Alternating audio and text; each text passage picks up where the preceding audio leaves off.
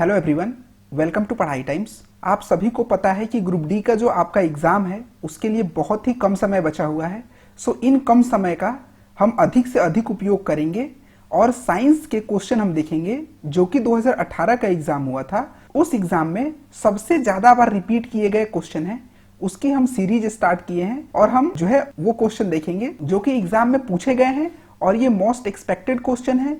ये क्वेश्चन आगे भी आने वाले एग्जाम में आपके रिपीट होंगे, 100% इसकी गारंटी है रिपीट होने की। सो आप जो है इस वीडियो को पूरा देखिए। हमारा टारगेट है कि साइंस में 25 में से 25 लाना है और एग्जाम को जो है अच्छे नंबर से क्लियर करना है ताकि हमें कट ऑफ की टेंशन बिल्कुल ना रहे। सो आइए हम स्टार्ट करते हैं, अपनी इस सीरीज को आगे बढ़ाते हैं। उससे पहले अगर आप चैनल पर नए हैं तो चैनल को सब्सक्राइब करिए, वीडियो को लाइक करिए और ज़्यादा से ज़्यादा वीडियो को शेयर करिए। सो आइए स्टार्ट करते हैं फर्स्ट क्वेश्चन से। पहला क्वेश्चन दिया गया है, मेढक प्राणी समूह के किस वर्ग से संबंधित है? सरीसृप, एविज, स्तनधारी, उभयचर। बताइए मेढक जो है ये किस वर्ग से संबंधित होता है? सो ये संबंधित होता है उभयचर से। उभयचर क्या होते हैं? जो जल और स्थल दोनों जगह रह सकते हैं, उनको हम उभयचर कहते हैं। ठीक है, और इंग्लिश में इनको हम क्या कहते हैं? इंग्लिश में इनको हम एम्फीबिया कहते हैं। ठीक है, अब देखिए उभयचर जो होते हैं इनका जो हृदय होता है ये 3 कक्षीय होता है।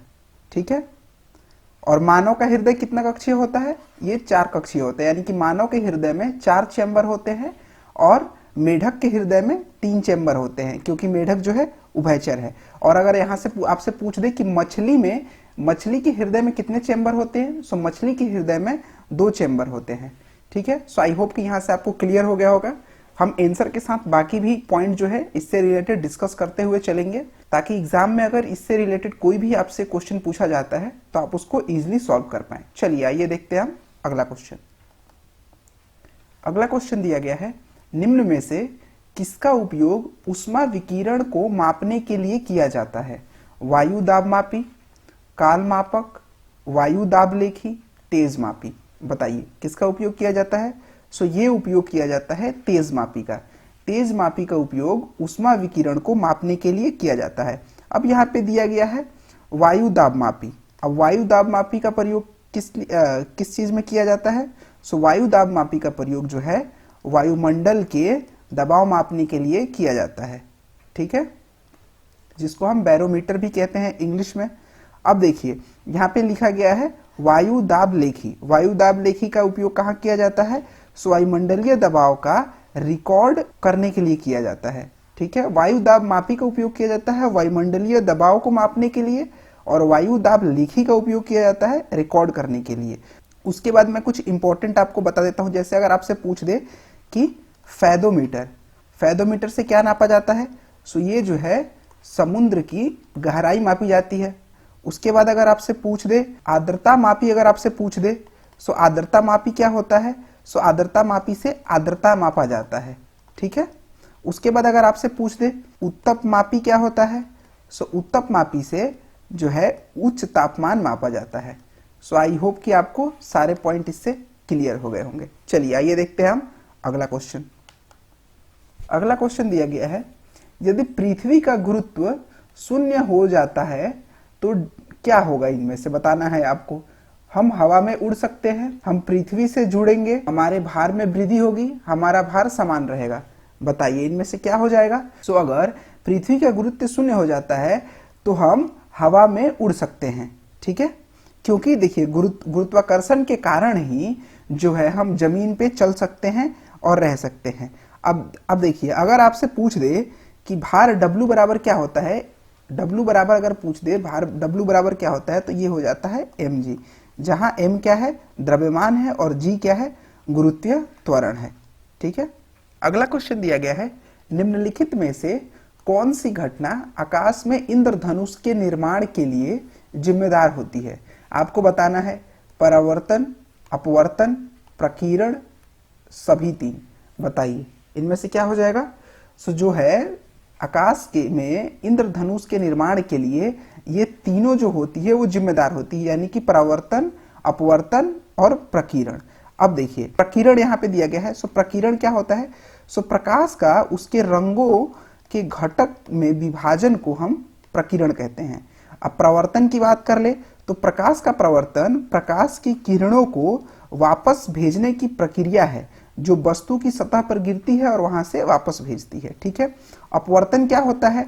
सो अपवर्तन जो है प्रकाश की किरण का बंकन, क्योंकि यह एक माध्यम से दूसरे माध्यम में यात्रा करती है और प्रकाश के अपवर्तन के रूप में जानी जाती है। जैसे अगर बात करें कि तारों का टिमटिमाना, जो तारे आकाश में टिमटिमाते हो किसके कारण टिमटिमाते हैं? सो प्रकाश के अपवर्तन के कारण टिमटिमाते हैं। ठीक है। सो आई होप यहां से आपको सारे पॉइंट जो है क्लियर हो गए होंगे। अब देखिए, इंद्रधनुष में 7 रंगों का निर्माण होता है। देखिए एग्जाम में आपसे अक्सर एक क्वेश्चन पूछ देता है कि इंद्रधनुष कहाँ बनता है? सो सूर्य के विपरीत दिशा में बनेगा। जब बारिश होती है तो सूर्य के विपरीत दिशा में इंद्रधनुष का निर्माण होता है। ठीक है। चलिए आइए हम देखते हैं अगला क्वेश्चन। देखिए अगर आप चैनल पर नए हैं तो चैनल को सब्सक्राइब कर दीजिए और ग्रुप डी का जो है प्रैक्टिस सेट जो है हम डेली साइंस के क्वेश्चन करेंगे, क्योंकि जो ग्रुप डी साइंस का जो वेटेज है वो सबसे ज्यादा रहता है। ठीक है। सो हमको टारगेट करना है कि साइंस के हमारे सारे के सारे क्वेश्चन बन जाने चाहिए। चलिए आइए देखते हैं अगला प्रश्न। अगला प्रश्न दिया गया है, विद्युत ऊर्जा की वाणिज्यिक इकाई डैश है। विद्युत ऊर्जा की इकाई क्या होती है यहाँ पे बताना है। किलोवाट घंटा, किलोवाट, वाट, जूल। बताइए इनमें से क्या हो जाएगा? सो विद्युत ऊर्जा का जो है वाणिज्यिक इकाई किलोवाट घंटा होता है। ठीक है। अब देखिए किलोवाट घंटा, अगर आपसे पूछ दे कि 1 किलोवाट घंटा बराबर कितना होता है, सो 1 किलोवाट घंटा बराबर होता है 3.6 गुणे 10 के पावर 6 जूल, यानी कि 3.6 इंटू 10⁻6 जूल। अगर आपसे पूछ दे कि विद्युत शक्ति यानी कि विद्युत पावर जो है उसका एसआई मात्रक क्या होता है, सो उसका एसआई मात्रक हो जाता है वॉट। ठीक है। तो आई होप यहां से आपको सारे पॉइंट क्लियर हो गए होंगे। चलिए आइए देखते हैं अगला क्वेश्चन। अगला क्वेश्चन दिया गया है, इबोला किस प्रकार का रोग है? कवकीय, जीवाणु संबंधी, विषाणु जनित, प्रोटोजोआ। बताइए इबोला किस प्रकार का रोग होता है? सो इबोला जो होता है ये विषाणु जनित रोग होता है। इबोला एक गंभीर विषाणु जनित रोग है और पहली बार इबोला का प्रकोप जो देखा गया था, ये देखा गया था 1976 में। कहां पे देखा गया था? सो ये देखा गया था कॉन्गो में। ठीक है। और इबोला का जो नाम है ये एक इबोला नदी है। ठीक है। उसी के नाम पे जो है इबोला का नाम पड़ा हुआ है और इबोला एक संक्रमित बीमारी है। अब अगर आपसे पूछ दे कि विषाणु जनित रोग कौन कौन से होते हैं, सो देखिए विषाणु जनित रोग होते हैं एड्स, चेचक, खसरा, छोटी माता। सो ये कुछ है विषाणु जनित रोग। अगर आपसे पूछ दे कि जीवाणु जनित रोग कौन कौन से होते हैं, यानी कि बैक्टीरियल डिजीज कौन कौन से होते हैं, सो ये हो जाता है फ्लेग, टीटनस, काली खांसी एंड निमोनिया। सो ये कुछ हो जाते हैं जीवाणु जनित रोग। ठीक है। और अगर कवकीय रोग आपसे पूछ दे तो कवकीय रोग के लिए आप याद कर लीजिए गंजा, दमाद, खाए, फ्रूट। ये इसका शॉर्टकट होता है गंजा, दमाद, खाए, फ्रूट। इससे आप याद कर सकते हैं इससे कौन कौन सी बीमारी हो जाएगी। सो गंजा से हो जाता है गंजापन, द से हो जाता है दाग, और द से क्या हो जाता है दमा, और ख से खाज, और फ से एथलीट फ्रूट। सो गंजा, दमाद ऐसे याद कर सकते हैं गंजा, दमाद, खाए, फ्रूट, यानी कि गंजापन, दाद, दमा, खाज, खाज खुजली, और फ्रूट से हो जाएगा एथलीट फ्रूट। ठीक है। सो आई होप कि सारे यहाँ से जो है जो भी रोग है जीवाणु, विषाणु और कवकीय आपको यहाँ से क्लियर हो गए होंगे। ठीक है। चलिए आइए देखते हैं अगला क्वेश्चन। अगला क्वेश्चन दिया गया है, निम्नलिखित में से किसे मानव शरीर का मुख्य उत्सर्जन अंग कहा जाता है? फेफड़े, गुर्दे और मूत्राशय, जिगर, उपयुक्त में से कोई नहीं। सो बताइए मुख्य रूप से उत्सर्जन अंग यहाँ पे कौन सा है? सो जो उत्सर्जन अंग होता है वो होता है गुर्दा और मूत्राशय। ठीक है। सो मानव शरीर के मुख्य जो है ये उत्सर्जन अंग होते हैं। अब देखिए गुर्दा क्या करता है, ये हमारे रक्त से यूरिया को निकालता है और अन्य अवशिष्ट पदार्थ जो होते हैं उसको निकालता है। ठीक है। चलिए आइए हम देखते हैं अगला प्रश्न। अगला प्रश्न दिया गया है, निम्नलिखित में से कौन सा अंग मानव में श्वसन की प्रक्रिया में भाग नहीं लेता है? फेफड़ा, डायाफ्राम, लीवर, ग्रसनी। तो बताइए इनमें से कि कौन सा अंग जो है वो श्वसन की प्रक्रिया में भाग नहीं लेता है, आपको यहाँ पे बताना है। सो देखिए, श्वसन की प्रक्रिया में जो है लीवर भाग नहीं लेता है। लीवर जो है वो श्वसन की प्रक्रिया में भाग नहीं लेता है। लीवर क्या है?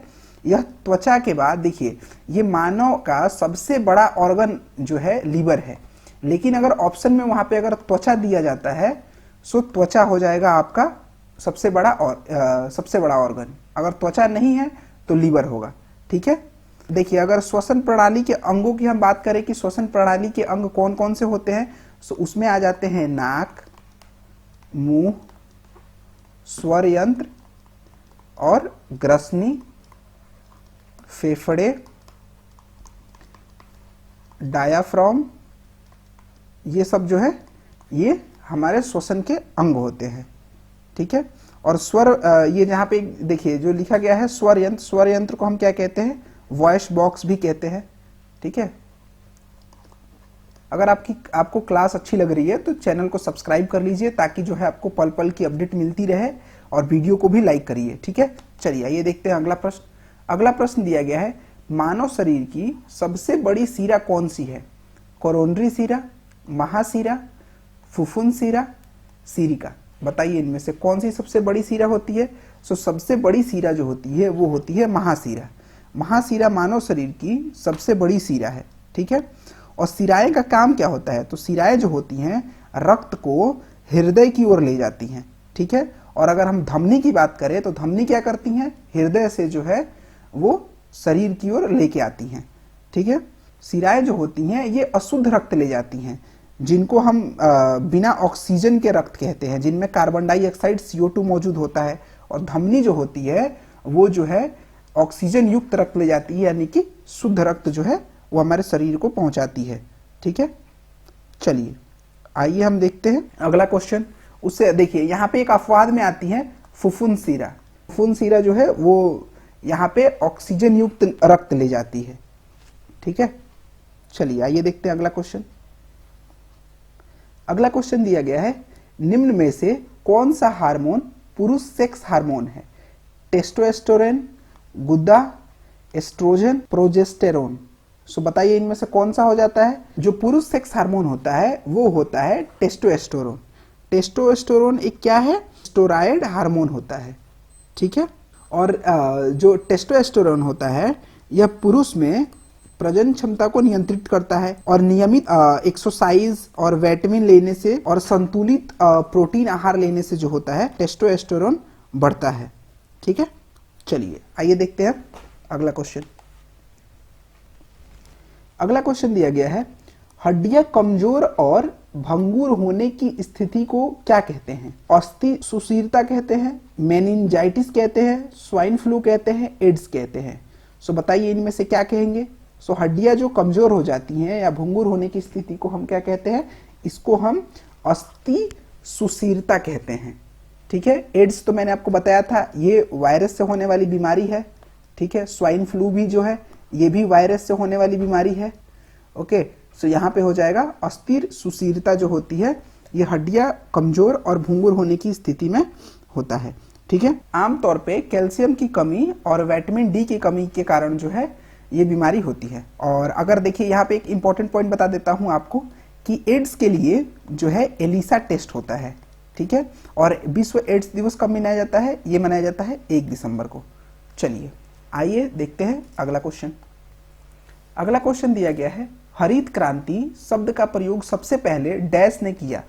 आपको बताना है कि हरित क्रांति शब्द का प्रयोग सबसे पहले किसने किया था? नॉर्मन बोरलॉग ने किया था, MS स्वामीनाथन ने किया था, वर्गीस कुरियन ने किया था, विलियम H गॉर्ड ने किया था। बताइए किसने किया था?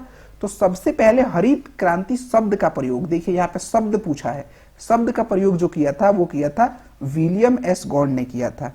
ठीक है, और यहाँ पे जो नॉर्मन बोरलॉग हैं इन्होंने हरित क्रांति का इनको जनक माना जाता है। सो यहाँ पे कंफ्यूज आपको बिल्कुल नहीं होना है। ठीक है, हरित क्रांति का अगर जनक पूछेगा आपसे तो वो होंगे नॉर्मन बोरलॉग, और अगर आपसे पूछा कि हरित क्रांति शब्द का प्रयोग सबसे पहले किसने किया था तो वो किया था विलियम S गॉर्ड ने किया था। ठीक है, MS स्वामीनाथन को भारत में हरित क्रांति का जनक कहा जाता है। अगर वर्ल्ड में पूछता है हरित क्रांति का जनक तो नॉर्मन बोरलॉग है और भारत में MS स्वामीनाथन है। ठीक है, चलिए आइए देखते हैं हम। अगला क्वेश्चन दिया गया है, पेड़ों और झाड़ियों के खेती के अध्ययन को क्या कहा जाता है? यहाँ पे बताना है, ब्रायोफाइटा विज्ञान, वृक्ष संवर्धन, पारिस्थितिकी विज्ञान, घास विज्ञान। बताइए क्या कहा जाता है? ये कहा जाता है वृक्ष संवर्धन। ठीक है, पेड़ों और झाड़ियों के खेती के अध्ययन को हम वृक्ष संवर्धन विज्ञान के नाम से हम इसे जानते हैं। ठीक है, सो गाइज आज के लिए इतने ही क्वेश्चन थे।